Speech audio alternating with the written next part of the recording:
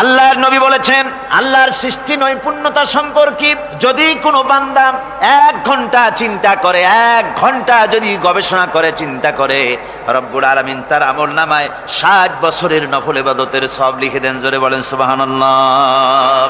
আল্লাহ পাক এই সমস্ত কথা বলে এখন ওই ফর্মুলা বলতেছেন যে আসলে আমার বান্দা হওয়ার জন্য, খাঁটি বান্দা হওয়ার জন্য তার কয়েকটি বৈশিষ্ট্য থাকতে হবে। আল্লাহ পাক এখানে 8টি বৈশিষ্ট্য বর্ণনা করেছেন। আল্লাহর খাঁটি বান্দা হওয়ার জন্য বৈশিষ্ট্য কয়টা লাগবে? 8টি। বেহেশত কয়টা? বেহেশত কয়টি? আল্লাহ পাক বৈশিষ্ট্য বানিয়েছেন 8টি। এখানে 8টি বৈশিষ্ট্যের কথা বলা হয়েছে। মহান আল্লাহ রাব্বুল আলামিন বলেন, ওয়া ইবাদুর রাহমানিল্লাযীনা ইয়ামশুনা আলাল আরদি হাওনা ওয়া ইযা খাতাবাহুমুল জাহিলুন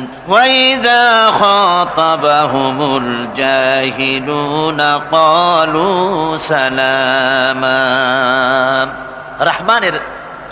রহমানের খাঁটি বান্দা তারা, রহমানের আসল বান্দা তারা যারা নাকি জমিনের উপর থেকে যখন হাঁটে খুব বিনয় বিনম্রতার সাথে তারা চলে। ওয়াইদা খাতাবাহুমুল জাহিলুন, আর যখন জাহিলরা তাদের সঙ্গে কথাবার্তা বলতে আসে তখন তারা তাদেরকে বলে তোমাদের প্রতি সালাম, এই বলে তারা চলে যায়। অর্থাৎ এই 8টি বৈশিষ্ট্যের প্রথম বৈশিষ্ট্য ধরা হয়েছে চালচলনকে। ইমানদার খাঁটি বান্দা যারা, তাদের চাল চলন সম্পর্কে প্রথম বৈশিষ্ট্য ধরা হয়েছে। তার মানে হচ্ছে নির্লজ্জ, স্বৈরাচার, মাস্তান, গুন্ডা, বদমাশ, অত্যাচারী, এদের চালচলন এক ধরন। আবার অন্যদিকে ব্যক্তিত্ব সম্পন্ন, মর্যাদাবান, এরপরে শিক্ষিত, ভদ্র, মার্জিত, তাদের চালচলন ভিন্ন ধরনের। এই 2 শ্রেণীর চালচলন কি একরকম হয় নাকি? একরকম হয় না। তার কারণ হচ্ছে ব্যক্তির চালচলনের মাঝেই তার অবস্থাটা বোঝা যায় যে আসলে লোকটি কেমন। আল্লাহ রাব্বুল আলামিন এই কথার দ্বারা এটা প্রমাণ করতে চান যে মোমেন বান্দা যারা হবে, আল্লাহর খাঁটি বান্দা যারা হবে, তাদের পরিচয় দেওয়া লাগবে না। তাদের চালচলন দেখে, তাদের হাঁটা দেখে, তাদের চলা দেখে, তাদের বলা দেখে, তাদের আচরণ দেখে লোকেরা বুঝতে পারবে যে ইনি হচ্ছেন আল্লাহর একজন খাঁটি বান্দা, একজন মোমেন ব্যক্তি, একথা বুঝতে পারবে।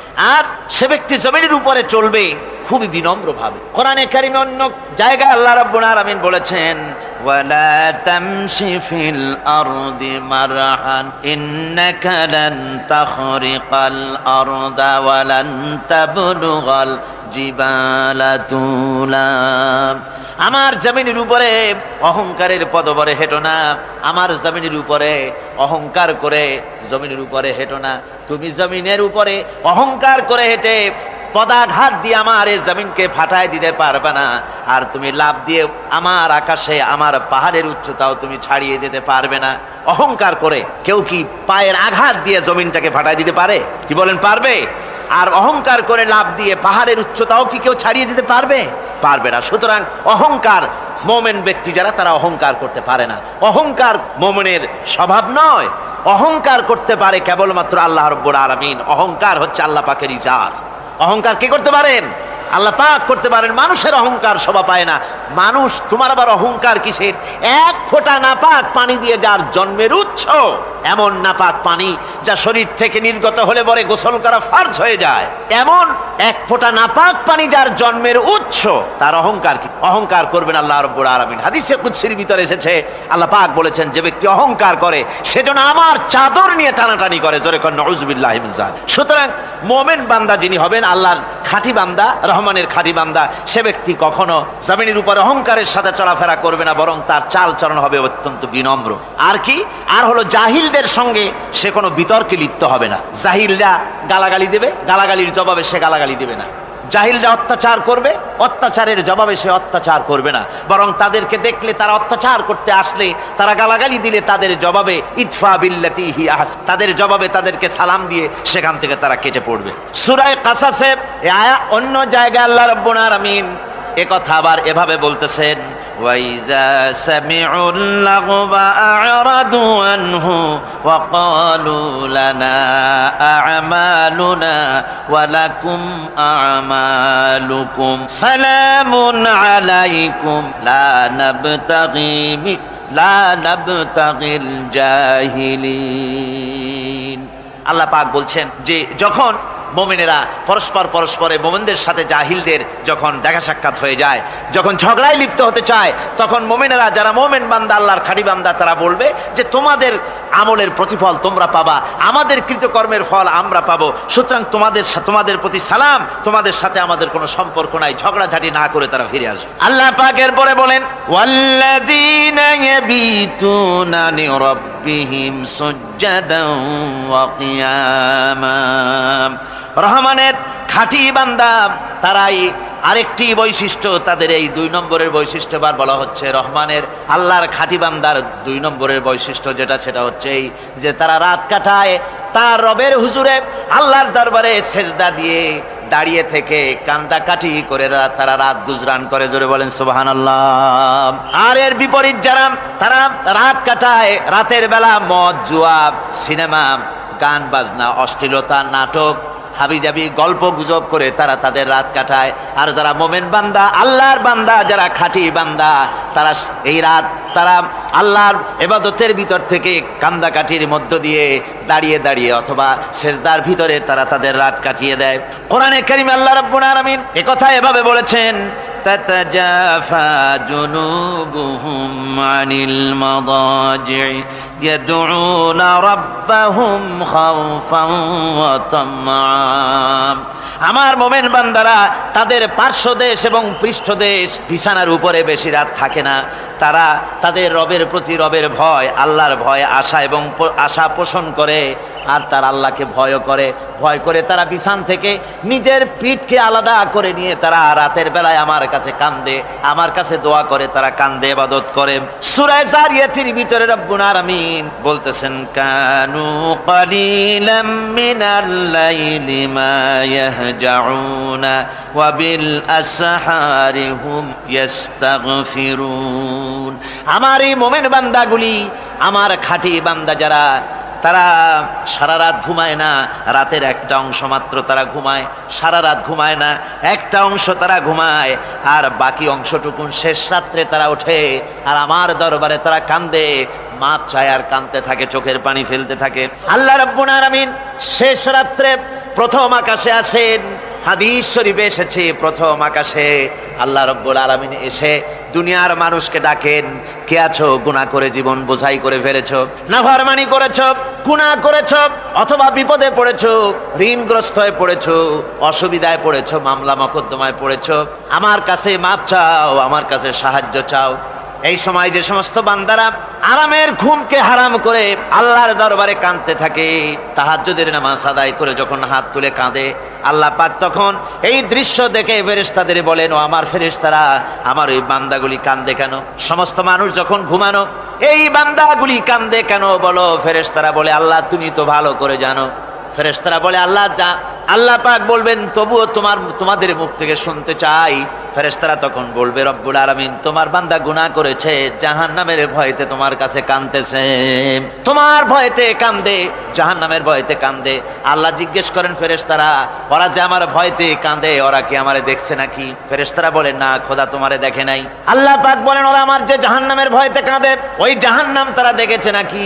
ফেরেশতারা বলে, না আল্লাহ, তোমার জাহান্নাম ওরা দেখে নাই, তোমার বেহেশত কিছুই দেখে নাই। আল্লাহ পাক বলেন, ও আমার ফেরেশতারা, এই বান্দাগুলি আমার দোজখ দেখে নাই, আমাকে দেখে নাই, হাসর মিজান সিরাত কিছুই দেখে নাই, শুধু কোরআনের কথা শুনে, আমার নবীর কথা শুনে, আমার কোরআনের কথা শুনে বিশ্বাস করে আরামের ঘুমকে হারাম করে কিভাবে কাঁদতেছে তাকায় দেখ। আমার রহমতের দরিয়ায় জোশ মেরে গেছে, তোরা সাক্ষী থেকে যা, আমার ওই ক্রন্দনরত বান্দাগুলিকে আমি আল্লাহ মাফ করে দিলাম। আমার ভাইয়েরা, আল্লাহ পাক বলেন, আম্মান হুয়া কানিতুন আনা আল-লাইলি সাজিদাও ওয়া কাইমান। আল্লাহ রাব্বুল আলামিন বলেন, সিজদার ভিতরে আর দাঁড়ানোর ভিতরে আমার এই বান্দাগুলি আখিরাতে আমার সঙ্গে দেখা করা লাগবে, এই ভয়তে, জাহান্নামের ভয়তে তারা কাঁদে, এভাবে কাঁদতে থাকে। আর আল্লাহ পাক ওই সময় তাদের গুনাহ মাফ করতে থাকেন। কোরআনে কারীমের ভিতরে আল্লাহ পাক বলেন, সারা রাত ঘুমাতে আল্লাহ নিষেধ করেছেন, সারা রাত যেন ঘুমায় না, পাইকারি দরে ঘুমায় না, একটু জাগো। ওয়াজকুর ইসমা রাব্বিকা বুকরাতাও ওয়া আসীলা। সকাল এবং সন্ধ্যায় তোমার প্রভুর তোমার রবের জিকির করো, স্মরণ করো। ওয়া মিনাল লাইলি ফাসজুদ লাহু ওয়া সাব্বিহু লাইলান তাওয়িলা। তোমার রাতের বেলায় রাতের একটা অংশ সেজদায় অবনত হও, আর রাতের দীর্ঘ সময় ঘুমায় থেকো না, হয় একটা লম্বা সময় ঘুমাও, কিন্তু একটা অংশ রাখো যে সময় তুমি আমার দরবারে সেজদায় পড়ে যাবে, কাঁদবে।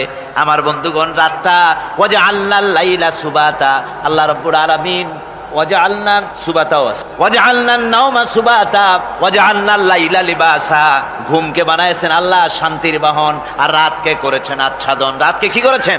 আচ্ছাদন। রাতকে একটা পর্দা লাগিয়ে দিয়েছেন, রাতের পর্দা। যেহেতু প্রেম ভালোবাসা ঢোল পিটায় করা যায় না। ঢোল পিটায় প্রেম করা যায়? যায় না। মানুষকে দেখায় দেখায় প্রেম ভালোবাসা করা যায় না। এটা হলো দুনিয়ার রীতিনীতি। দুনিয়ায় যেটা মানুষেরা করে, আসল সবচাইতে বড় ভালোবাসার পাত্র হলেন আল্লাহ, মাশুক হলেন আল্লাহ, আশেক হলো মানুষ।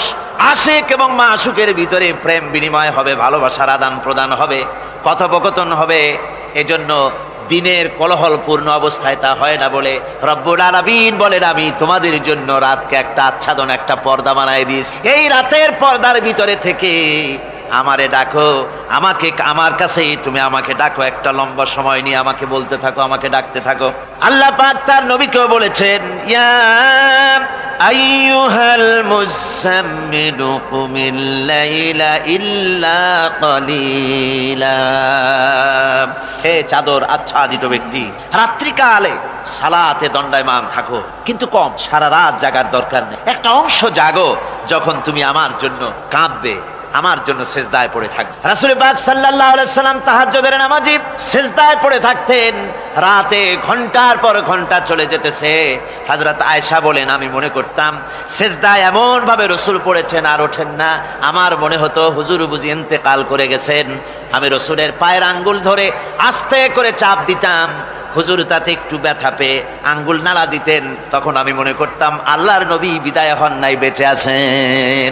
আবার কখনো দাঁড়িয়ে দাঁড়িয়ে নামাজের ভিতরে তেলাওয়াত করতে করতে রাত শেষ হয়ে যেত। আমার মনে হতো এই দাঁড়ানো থেকে হুজুর বুঝি আর রুকুতে যাবেন না। আবার যখন রুকুতে যেতেন মনে হতো এই রুকু থেকে আর বুঝি সেজদায় যাবেন না।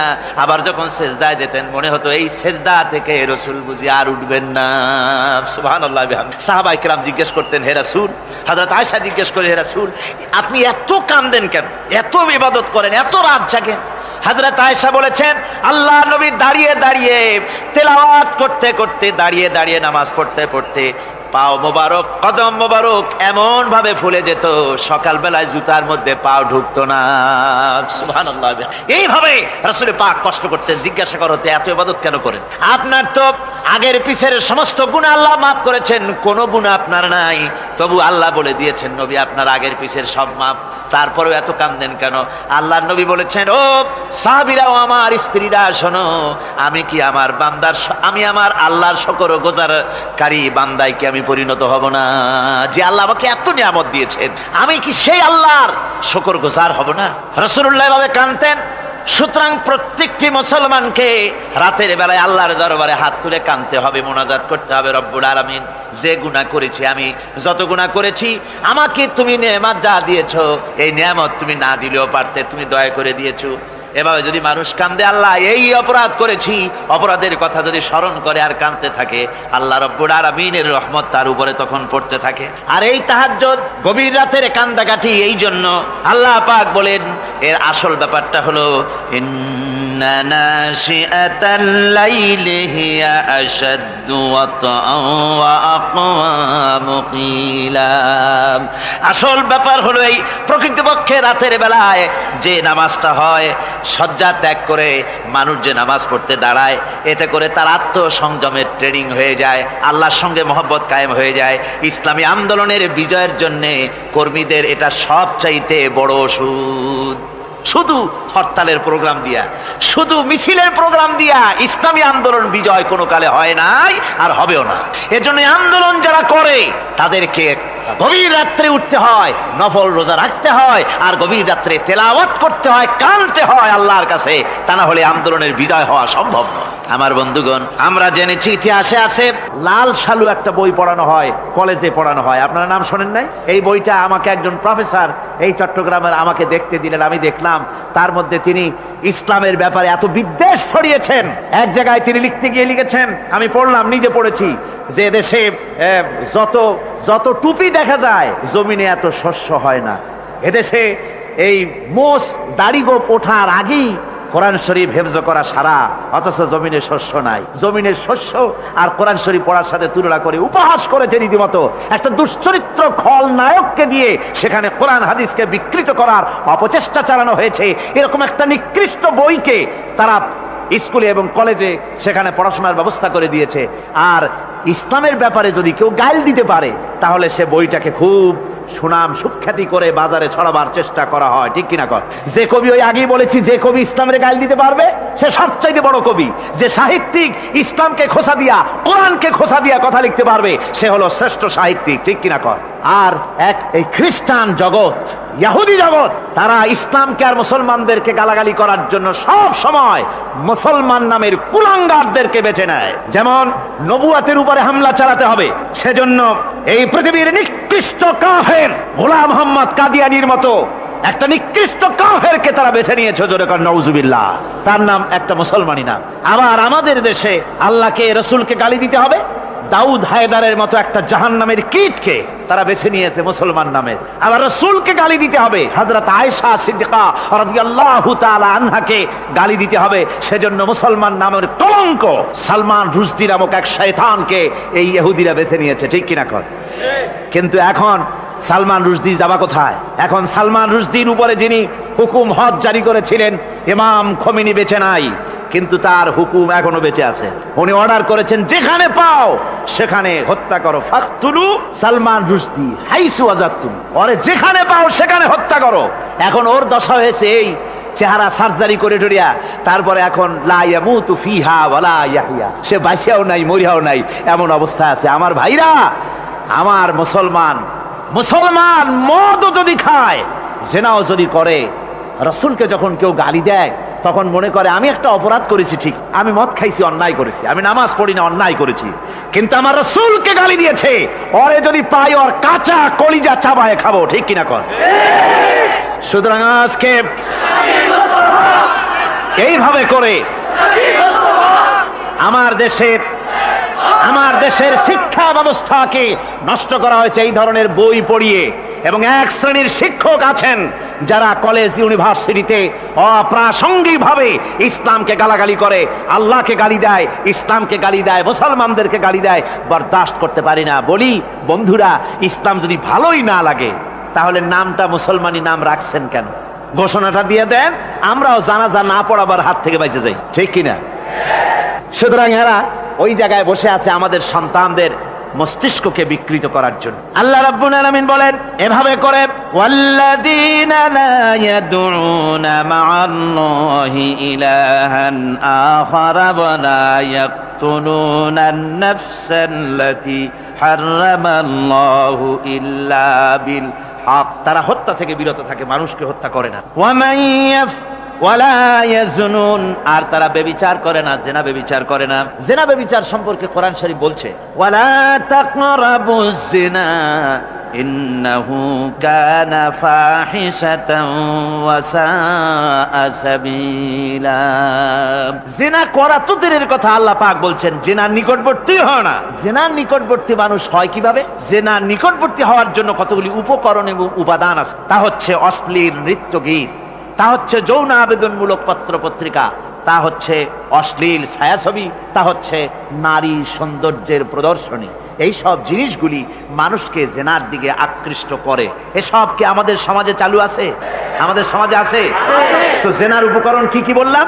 জেনার উপকরণ হচ্ছে সহশিক্ষা, জেনার উপকরণ হচ্ছে নারীর সৌন্দর্য প্রদর্শনী, জেনার উপকরণ হচ্ছে অশ্লীল পত্র পত্রিকা এবং অশ্লীল ছায়াছবি। এগুলি মানুষকে জেনার দিকে আকৃষ্ট করে, উদ্বুদ্ধ করে। এসব আমাদের সমাজে চালু আছে। ব্যাঙ্গের ছাতার মতো ভিডিও ক্লাব চালু হয়েছে শহরের কোনায় কোনায়, রাস্তার মোড়ে মোড়ে, আর এ দিয়ে ছবি এনে মানুষ দেখতে থাকে আর চরিত্র নষ্ট হতে থাকে।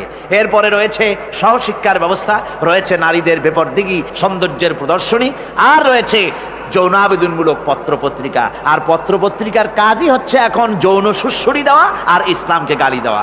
বর্তমান সরকারের আমলে 1991 সনের জানুয়ারি থেকে শুরু করে, যখন সরকারের স্থিতিশীলতা ছিল না, জানুয়ারি ফেব্রুয়ারি মাস থেকে নিয়ে আজ পর্যন্ত বর্তমান সরকার প্রায় 138টি সাপ্তাহিক, পাক্ষিক, মাসিক, দৈনিক পত্রিকার ডিক্লারেশন দিয়েছেন। এতগুলি পত্রিকা, আর সমস্ত পত্রিকায় ওনারা ঘোষণা করেছেন যে আমরা সাংবাদিকতার সর্বোচ্চ স্বাধীনতা দিয়েছি। আর এই সর্বোচ্চ স্বাধীনতার সুযোগ নিয়ে প্রত্যেকটি পত্রিকা, অলমোস্ট প্রায় প্রত্যেকটি পত্রিকা ইসলামকে গালি দিচ্ছে। আর কিছু পত্রিকা সমাজে চালু হয়েছে, বাংলাদেশে চালু হয়েছে ভারতের রয়ের টাকায়। ভারতের রয়ের টাকা দিয়ে যে পত্রিকা, দৈনিক এবং সাপ্তাহিক পত্রিকা চালু হয়েছে, তার ভিতরে রয়েছে দৈনিক ভোর এবং আজকের কাগজ, সাপ্তাহিক পূর্বাভাস। ভারতের রয়ের টাকা দিয়া পরিচালিত এই কাগজগুলি গোটা বাংলাদেশের জাতি সত্তাকে দ্বিধা বিভক্ত করার জন্য সর্বাত্মক প্রচেষ্টা তারা চালাচ্ছে। এরা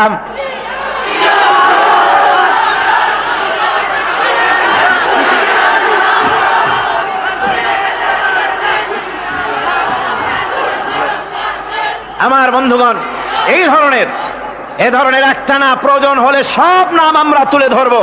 ভারতের টাকা দিয়ে, ভারতের রয়ের টাকা দিয়ে তারা এভাবে পত্রিকা তৈরি করে গোটা বাংলাদেশের স্বাধীনতা, সার্বভৌমত্ব এবং অস্তিত্বের উপরে আঘাত হানতেছে। শুধু তাই নয়, তারা ইসলামের উপর আঘাত হানছে।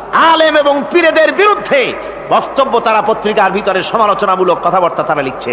এমন একটা সাপ্তাহিক পত্রিকা কম পাবেন যেখানে ইসলামকে, ইসলামী আন্দোলনকে কিছু না কিছু খোঁচা মারা না হচ্ছে। ঠিক কিনা কর, যারা বলেন ঠিক কিনা? তো এইভাবে করে তারা ষড়যন্ত্র চালিয়ে আমি সেদিন ঢাকায় বলেছিলাম যে বর্তমান মহিলা সরকার চলছে বলে আমরা কথা বলছি না, কিন্তু আমাদের একটা ধৈর্য আছে। আমরা সরকারকে সময় দিচ্ছি এগুলিকে কন্ট্রোল করার জন্য। শাসনতান্ত্রিক অ্যাকশন নেওয়া উচিত গভর্নমেন্টের। শাসনতন্ত্রে কি আছে? শাসনতন্ত্রে, সংবিধানে, কনস্টিটিউশনে লেখা আছে যে নাগরিকদের কোন ধর্মীয় অনুভূতিতে আঘাত লাগতে পারে এমন কোন কথা, এমন কোন বক্তব্য কেউ লিখতেও পারবে না, বলতেও পারবে না। সেটা দণ্ডমূলক শাস্তি, এটা শাস্তি হবে তার। এ ধরনের কথা লেখা আছে। এটা লেখা থাকা সত্ত্বেও যারা ইসলামের বিরুদ্ধে কথা বলে, পত্রিকার মাধ্যমে যারা এগুলি লেখে, এগুলির বিরুদ্ধে গভর্নমেন্টের হাত দিতে, অ্যাকশন নিতে অসুবিধা কোথায়? আমরা সময় দিচ্ছি সরকারকে, তারা এই জিনিসগুলি দেখুক এবং অ্যাকশন নিক। যদি তা না হয় তাহলে জনগণেরও তো ইসলামের, এদেশের মুসলমান বৃহত্তর জনসংখ্যা, জনগোষ্ঠী হচ্ছে মুসলমান, ইসলামের বিরুদ্ধে, তার আল্লাহর বিরুদ্ধে, রসুলের বিরুদ্ধে, মুসলমানদের সবচাইতে প্রিয় জিনিসগুলির বিরুদ্ধে কেউ যদি কথা বলে, মুসলমানেরা তা বেশি দিন বরদাস্ত করবে না।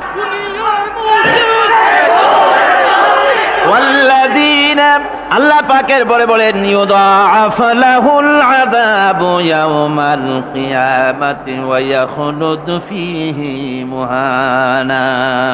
এই সব কাজ যারা করবে, আল্লাহকে বাদ দিয়ে যারা আল্লাহকে বাদ দিয়ে অন্যকে মাবুদ বলে ডাকবে আর হত্যা করবে, জিনা করবে, আল্লাহ বলেন তাদেরকে কিয়ামতের দিন পুনঃ আযাব দেওয়া হবে। আর তাদেরকে ওয়ায়াখলুদ ফীহি মুহানা, তারা বড় লাঞ্ছনার জীবন যাপন করবে, সেখানে লাঞ্ছনার সাথে তারা বসবাস করবে। ইল্লা মান তাবা ওয়া আমানা ওয়া আমিলা আমালান সালিহান ফাউলাইকা ইউবাদদিলুল্লাহু সাইয়্যাতিহিম হাসানাত ওয়া কানা আল্লাহু গফুরার রহিমা। ইল্লা মান তাবা, এই সমস্ত আযাব থেকে বাঁচবে কারা? বাঁচবে সেই সব লোক যারা তওবা করেছে এবং নেক আমল করেছে। ফাউলাইকা ইউবাদদিলুল্লাহু সাইয়্যাতিহিম হাসানাত, আল্লাহ রাব্বুল আলামিন তাদের অন্যায় ত্রুটিপূর্ণ কাজগুলিকে ভালো দিয়ে বদলে দিবেন। সুবহানাল্লাহি ওয়া বিহামদিহি। ওয়া কানা আল্লাহু গফুরুর রহিমা, আর আল্লাহ পাক হচ্ছেন বড় ক্ষমাশীল এবং দয়াবান।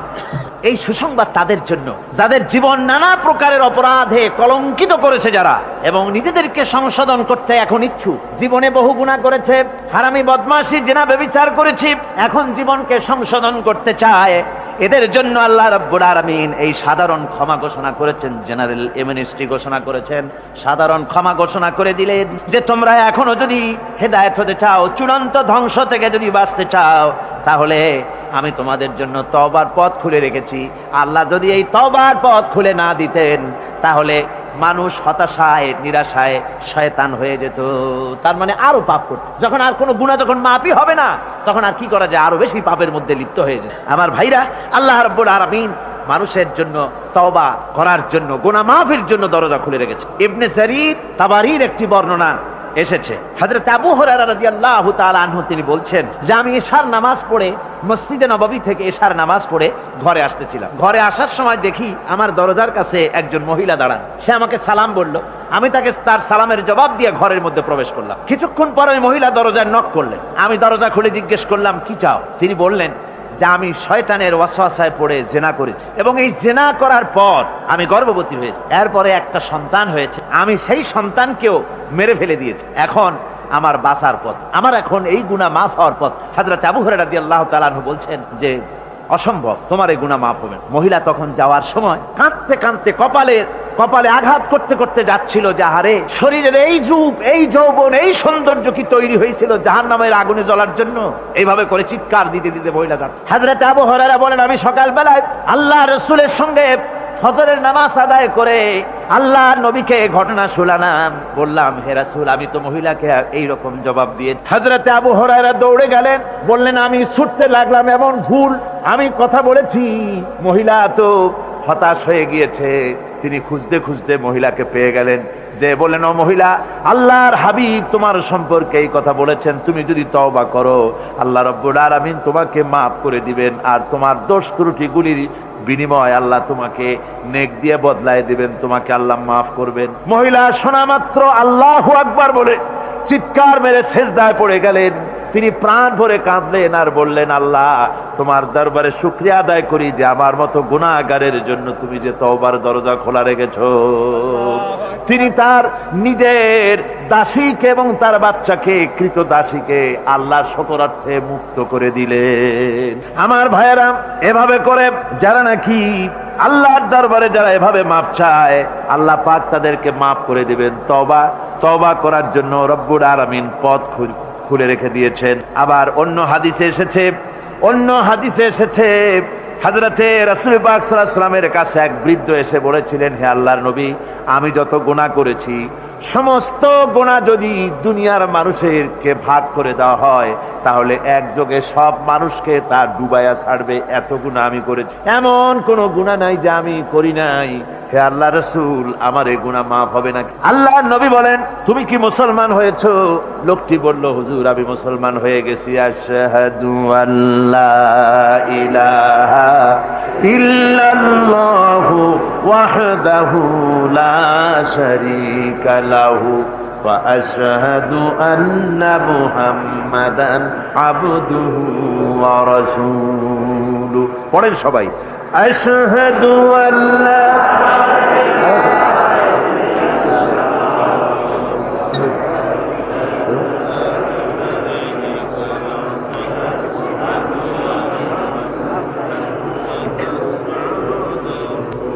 ওই লোকটি যখন কলেমা পড়লেন, বললেন আমি মুসলমান হয়েছি। আল্লাহ নবী বলেন শোনো আল্লাহর বান্দা, তুমি যখন কলেমা পড়েছো তোমার পেছনের তামাম জিন্দেগির সমস্ত গুনাহ খাতা আল্লাহ রাব্বুল আলামিন মাফ করে দিয়েছেন। শুধু মাফ করেন নাই, আরো কি করেছেন? ওয়ায়ুবাদদিলুল্লাহু সাইয়্যাতিহিম হাসানাত। দোষ ত্রুটি তোমার যা আছে, যে ব্যক্তি তওবা করে আল্লাহর পথে চলে, নেক আমল করে, পেছনের জীবনের দোষ ত্রুটি যা করেছেন সবগুলির বদলে আল্লাহ রব্বুল আলামিন নেকি লিখে দিবেন। জোরে বলেন সুবহানাল্লাহ। তার মানে হচ্ছে জীবনে যত অপরাধ করেছিল তওবা করে যখন ভালো কাজ করবে আর পেছনের কথাগুলি যখন মনে করবে গভীর রাত্রে, আল্লাহ আমি এই ধরনের পাপ করেছিলাম, চুরি করেছি, ডাকাতি করেছি, জেনা করেছি, মদ খেয়েছি, মিথ্যা কথা বলেছি, এই সব কথা বলে যত অনুশোচনা করবে আর অনুতপ্ত হবে, চোখ দিয়া যত পানি পড়বে, নতুন নতুন করে তার আমল নামে আল্লাহ নেকি লিখতে থাকবেন। জোরে বলেন সুবহানাল্লাহ। রব্বুল আলামিন তার বান্দাকে এত ভালোবাসেন, একজন সাহাবী কতগুলি পাখির বাচ্চা নিয়ে রাসূলের কাছে হাজির হয়েছেন। আল্লাহর নবী বলেন, এই পাখির বাচ্চাগুলি আনলা কেন? সাহাবী বলেন, হুজুর এই পাখির বাসাটা ভেঙে গিয়েছিল, বাচ্চাগুলি যখন ধরলাম ওর মা আমার মাথার উপরে ঠোকরাতে লাগলো, সে নিজের জীবনের মায়াকে উপেক্ষা করে বাচ্চাগুলিকে হেফাজত করার জন্য আমার উপরে ঝাঁপিয়ে পড়লো। আমি নিয়ে এসেছি এখানে, এই দেখুন ঘরের মধ্যে ঢুকেছে, এখানে ওই পাখিটা এসেছে। আমি রাসূলকে দেখাতে এলাম প্রাণী জগতে মায়ের সন্তানের প্রতি কত মায়া, সেটা দেখাতে এলাম। আল্লাহর নবী বলেন, ও সাহাবী, প্রাণী জগতে সন্তানের প্রতি মায়ের কতটুকু মহব্বত তুমি তাই আমাকে দেখাতে এসেছো। শোনো, এই প্রাণী জগতে সন্তানের প্রতি মায়ের যত মহব্বত, তার চাইতে লক্ষ কোটি গুণে বেশি মহব্বত বান্দার প্রতি আল্লাহ রব্বুল আলামিনের। মহব্বতকে, করুণাকে, রহমতকে, ভালোবাসাকে 100 ভাগ করা হয়েছে। 100 ভাগ করে 99 ভাগ আল্লাহ নিজের কাছে রেখেছেন, আর একটা ভাগ তামাম পৃথিবীর প্রাণী জগতে আল্লাহ ছড়াই দিয়েছেন। একটা ভাগ দিয়েছেন সারা দুনিয়ায় প্রাণী জগৎ। সেই একটা ভাগে এই শত সহস্র কোটি প্রাণীর মধ্যে যেটুকুন আমরা পাইছি, এতটুকুন মহব্বতে সন্তানের জন্য কলিজায়, সন্তানের কোনো অকল্যাণ হলে কলিজায় পানি থাকে না, সন্তানের কোনো অসুবিধা হলে বা মা বাপের কষ্ট হলে বা কারো কোনো কষ্ট হলে আমরা এই ধরনের আমাদের অবস্থা সৃষ্টি হয়ে যায়। এক ভাগ তামাম পৃথিবীর সমস্ত প্রাণী জগতে ছড়ায় দেওয়ার পর আমাদের অবস্থা যদি এই হয়, তাহলে 99 ভাগ রহমত যার কাছে, বান্দার প্রতি তার মহব্বত কতখানি। আমার বন্ধুগণ, রাসূল পাক সাল্লাল্লাহু আলাইহি ওয়াসাল্লাম বলেছেন, ও সাহাবীরা, একজন লোক উটের পৃষ্ঠে যাচ্ছিল কোথাও, উটের পৃষ্ঠে তার খাবার আছে, পানিও আছে। যেতে যেতে মরুদ্যানের মধ্যে সে বিশ্রাম করলো। ঘুমের থেকে জেগে দেখে উট নাই, খাবার নাই, পানিও নাই। বড় লোকটা কেমন পেরেশান হয়। সাহাবীরা বলেন, হুজুর, উট হচ্ছে মরুভূমির জাহাজ, উট হারায় গেছে, টাকা পয়সা যা ছিল, খাদ্য খাবার ছিল, সব চলে গেছে, এর থেকে পেরেশানি তো আর কিছুই হয় না। হুজুর বলেন, লোকটা খানিকক্ষণ চিন্তা ভাবনা করতে করতে কিছুক্ষণ পর দেখলো উট ফিরে এসেছে, সমস্ত টাকা তার ওই খাদ্য আর পানীয় নিয়ে হাজির হয়ে গেছে। বলো কেমন খুশি হয়। হুজুর, হযরত সাহাবীরা বলেন, হুজুর, এর থেকে খুশি আর কি হতে পারে, লোকটার দিল তো ভরে যাবে। আল্লাহর নবী বলেন, ওগো সাহাবীরা, কোন বান্দা যদি আল্লাহ থেকে নাফরমান হয়ে যায়, নামাজ ছেড়ে দেয়, জিনা ব্যভিচার বদমাশি নাফরমানিতে যদি যখন লিপ্ত হয়ে যায়, উঠারা ব্যক্তি উট পাওয়ার জন্য যেমন পেরেশানি বোধ করে, আল্লাহ রাব্বুল আলামিন তার ওই নাফরমান বান্দার জন্য, আল্লাহ রাব্বুল আলামিন ফিরে আসার জন্য আল্লাহ রাব্বুল আলামিন চান। বান্দা যখন, নাফরমান বান্দা নিজের গুনাহ বুঝতে পেরে যখন সেজদায় পড়ে গিয়া কান্দে, রব্বুল আলামিন আমার গুনাহ মাফ করে দাও, এইভাবে যখন কাঁদতে থাকে, রব্বুল আলামিন, আল্লাহর হাবিব বলেন, উঠারা ব্যক্তি উঠ পেলে পড়ে, ওই ব্যক্তি যত খুশি হন। কোন নাফরমান বান্দা যখন সেজদায় পড়ে যায়, আল্লাহ রাব্বুল আলামিন এর চাইতে লক্ষ কোটি গুণে বেশি খুশি হয়ে যান। আল্লাহ পাক হচ্ছেন রহমান রহিম, গাফুরুর রহিম। পৃথিবীতে এমন কে আছে আপনি আমাকে বলেন, এমন কে আছে অপরাধ করবে না আর সে বলবে আয় তোরে মাফ করে দেই? বলেন, এরকম আছে নাকি? কেউ বলেন আছে? এমন কি বাপ মা, ছেলে অন্যায় করেছে, বাপ মার দিল চায় ছেলেটা যদি মাপ চাইতো, বড্ড ভালো হতো, ওর সাথে প্রাণ ভরে কথা বলতাম, বুকের সাথে জড়িয়ে নিতাম, কিন্তু মুখ খুলে বলে না যে অপরাধ করেছিস মাপ চাইয়া যা, এরকম বলে। মাও বলে না, বাপেও বলে না, কিন্তু একমাত্র মহান সত্য রব্বুল আলামিন, বান্দা যখন গুনাহ করে আল্লাহ ডাকে, বান্দারে গুনাহ করেছিস ফিরে আয়, আমি তোরে মাফ করে দেব। গুনাহ করেছিস ফিরে আয়, জিনা করেছিস ফিরে আয়, মদ খেয়েছিস ফিরে আয়, মানুষ হত্যা করেছিস ফিরে আয়, কুফরি করেছিস ফিরে আয়, আগুন পূজা করেছিস ফিরে আয়, মাটি পূজা করেছিস, সূর্য পূজা করেছিস, যা করেছিস না কেন ফিরে আয়, আমাকে ডাক দে, আমি তোর জিন্দেগির গুনাহ আমি আল্লাহ মাফ করে দেব। এই জন্য আল্লাহ রাব্বুল আলামিনকে যখন কোন বান্দা একবার ডাকে, দিল থেকে, কলিজা থেকে একটা ডাক যদি দেয়, আল্লাহ 1000 ডাকের তুলনায় একটা ডাক আল্লাহ কলিজা থেকে ডাক। এ ডাকটা কোথা থেকে? কলিজা থেকে। দিল সে जुबात निकलती है, असर रखती है, पर नहीं मगर ताकते परवास रखती है। অন্তর থেকে যে কথা বেরোয় তা প্রভাব বিস্তার করে। কলিজা থেকে যদি কেউ ডাক দেয় আল্লাহ, কলিজার একটা ডাক আলাদা না? বলেন আলাদা কিনা? কলিজা থেকে ডাক, বলেন না সবাই আল্লাহ। কলিজা থেকে একটা ডাক যদি কেউ ভাবে আল্লাহকে ডাক দেয় আল্লাহ, আল্লাহ রাব্বুল আলামিন, বান্দা যখন একবার ডাক দেয়, আল্লাহ তখন 70 বার লাব্বাইক বলেন, 70 বার সাড়া দিয়া বলে, বান্দা কি চাও, আমি তোর কাছে হাজির। কি চাস বল, আমি মাফ করে দেব। সুতরাং আল্লাহ রাব্বুল আলামিন বলছেন, আমার কাছে ক্ষমা চাও, মাফ চাও, আমার কাছে মাপ চাও, যত মাপ চাইবে আমি মাফ করে দেব। পৃথিবীতে এমন কেউ নাই যার কাছে বেশি চাইলে তিনি খুশি হবেন। আল্লাহ রাব্বুল আলামিন এমন এক সত্তা যার কাছে যত বেশি চাওয়া যাবে তিনি তত বেশি খুশি হবেন। হর হামেশা দেনে কো वो तैयार है जो न मांगे उससे वो बेजार है। যত বেশি চাওয়া যায় আল্লাহর কাছে আল্লাহ তত খুশি হন, আর যে ব্যক্তি চায় না আল্লাহর কাছে আল্লাহ তার উপরে বেজার হয়ে যান। ওয়ামান তাবা ওয়া আমিলা সালিহান ফাইন্নাহু ইয়াতুবু ইলাল্লাহি মাতাবা।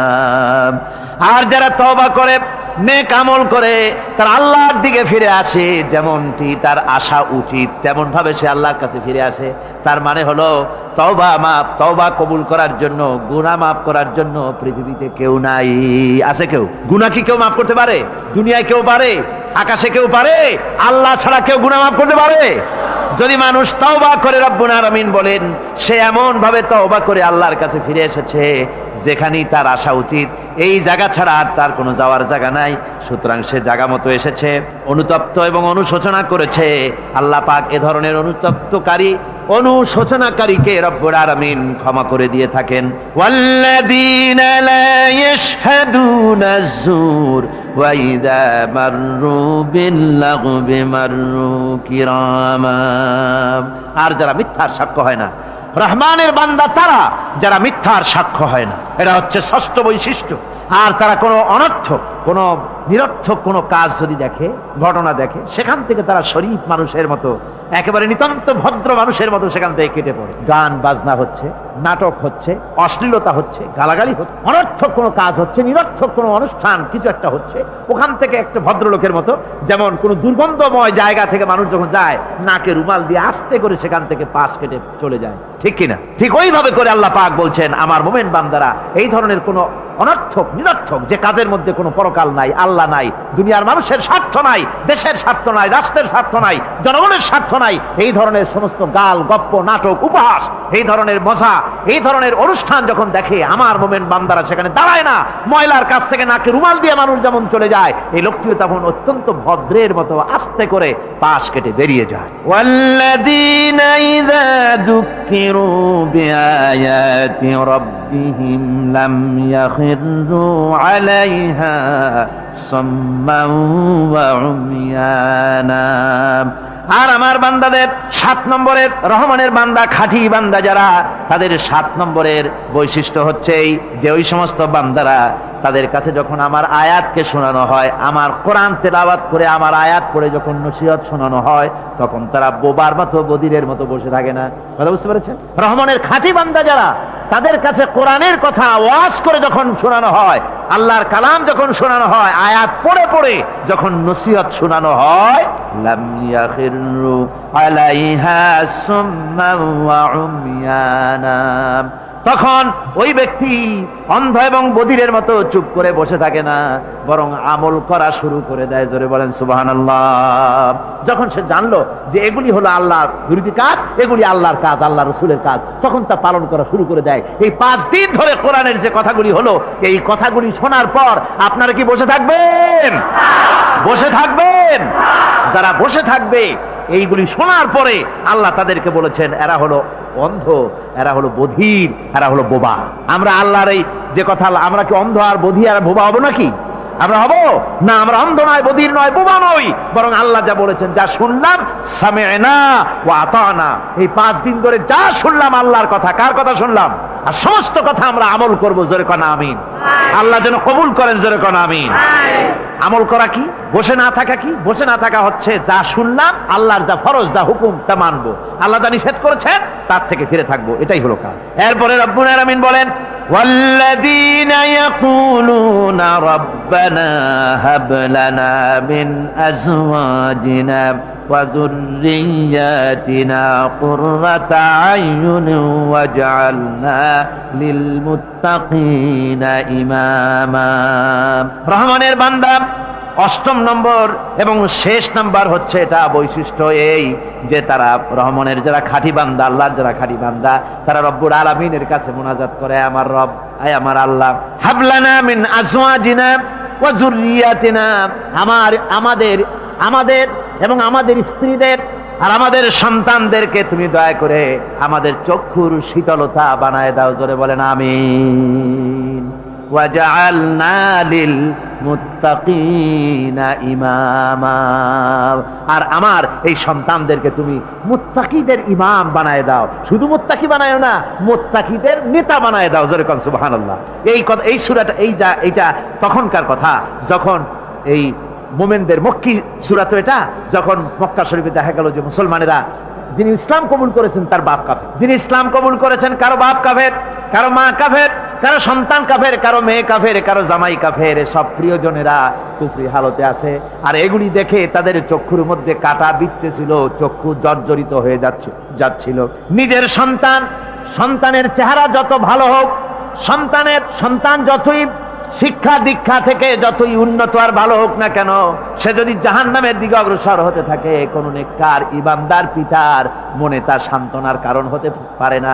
সে তখন আল্লাহর দরবারে, আল্লাহ পাক বলেন ওই মোমেন বান্দারা আমার কাছে দোয়া করে যে রব্বুল আলামিন আমার সন্তানদেরকে, আমার স্ত্রীদেরকে আমার চোখের শীতলতা বানাও, তাদের আমল আখলাক কেমন বানাও, যাতে আমাদের চক্ষু ঠান্ডা হয়ে যায়। জোরে বলেন আমিন, জোরে বলেন আমিন।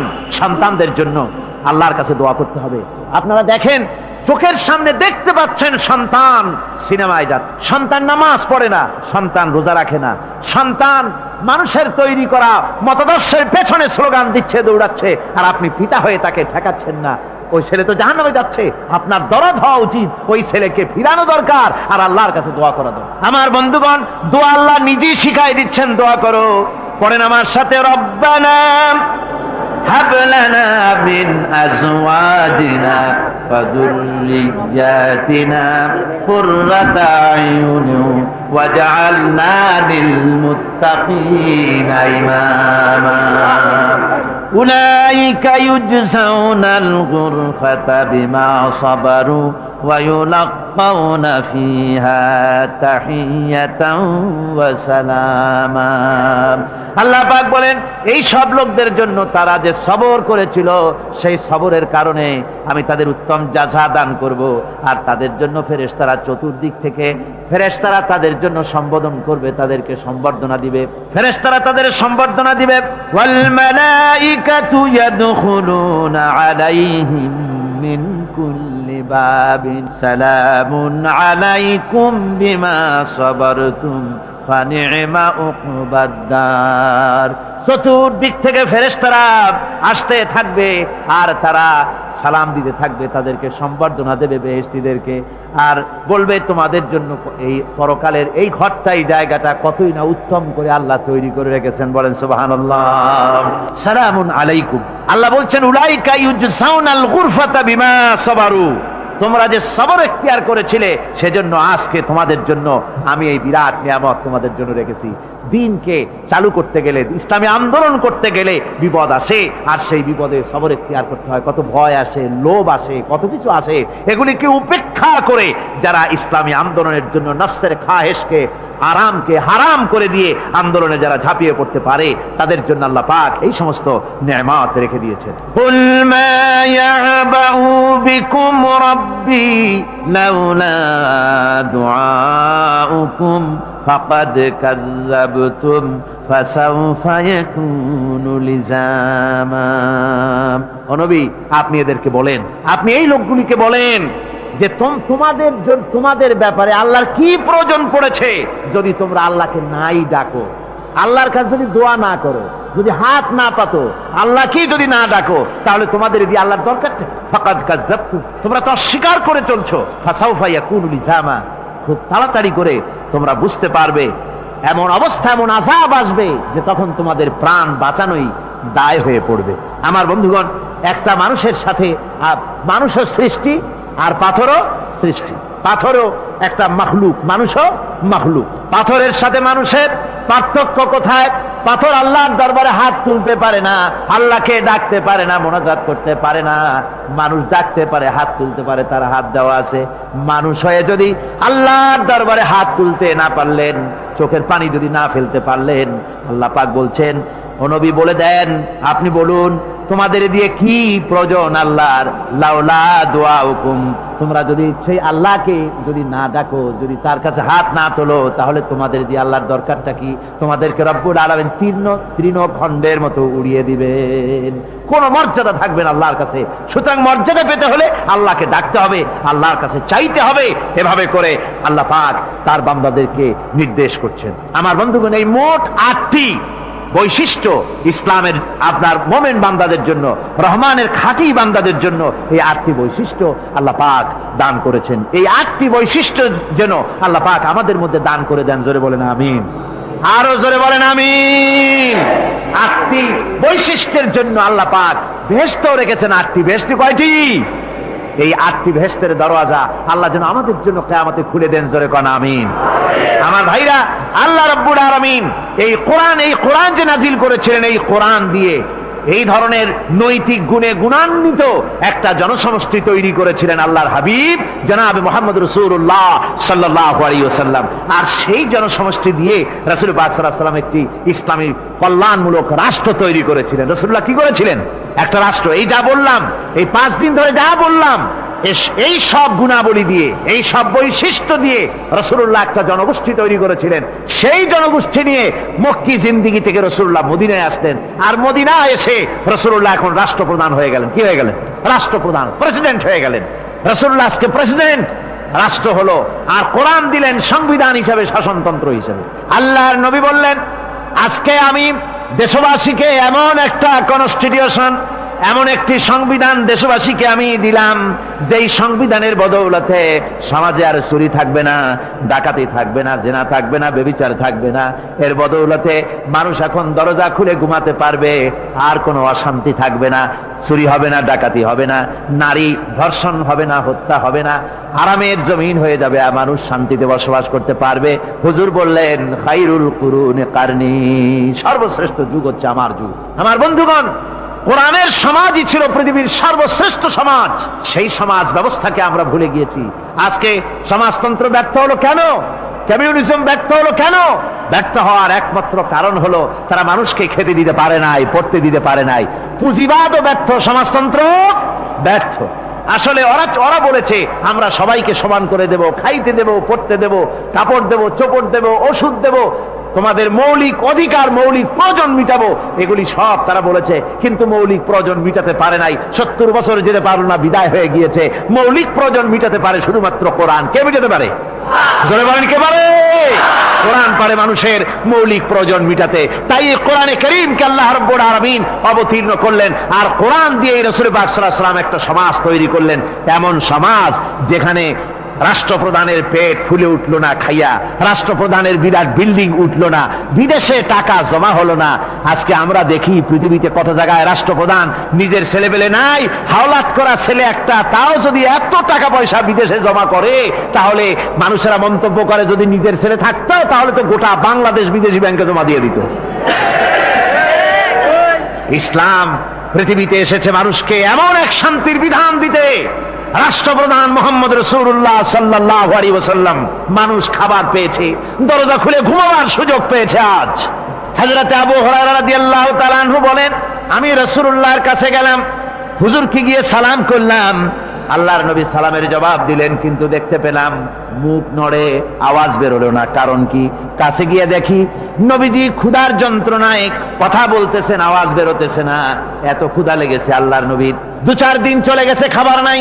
রাসূলুল্লাহ সমস্ত গনিমতের মাল, যাকাত সদকার মালগুলি, খাদ্য দ্রব্যগুলি দুহাতে বিতরণ করেছেন। নিজের পেটে খাবার নাই, মানুষকে দিতেছেন। দিতে দিতে এশার নামাজ পড়ে নবীজি ঘরের মধ্যে প্রবেশ করে হযরত আয়েশা সিদ্দিকা রাদিয়াল্লাহু তাআলা আনহাকে ডেকে বলেন, আয়েশা রে, সারাদিন কষ্ট করেছি, দারুণ ক্ষুধা লেগেছে, তাড়াতাড়ি করে কিছু খাবার আমারে এনে দাও। হযরত আয়েশা হুজুরের ক্ষুধার্ত শ্রান্ত ক্লান্ত চেহারার দিকে তাকাইয়া হযরত আয়েশা কেঁদে ফেলেছেন। হযরত মা আয়েশা কাঁদেন আর বলেন, ইয়া রাসূলুল্লাহ, হে আল্লাহর নামের কসম করে বলি, আমি আয়েশার ঘরে কোনো পানি ছাড়া কোনো খাবার নাই। এই ছিল রাসূলের আদর্শ। হাদিস শরীফে এসেছে, আল্লাহর নবী বলেন, তোমরা যদি রাষ্ট্রীয় ক্ষমতায় যাও, বাড়ি না থাকলে সরকারি খরচ একটা বাড়ি নিতে পারো। তোমার যদি যানবাহন না থাকে, সরকারি খরচে যানবাহন নিতে পারো, ছেলে মেয়ের কাপড় চোপড়, লেখাপড়া, শিক্ষা, চিকিৎসার জন্য যদি না থাকে তাহলে তুমি সরকার থেকে নিতে পারো। কিন্তু এর থেকে এক চুল পরিমাণ যদি পাও বাড়াও, সরকারের মাল জনগণের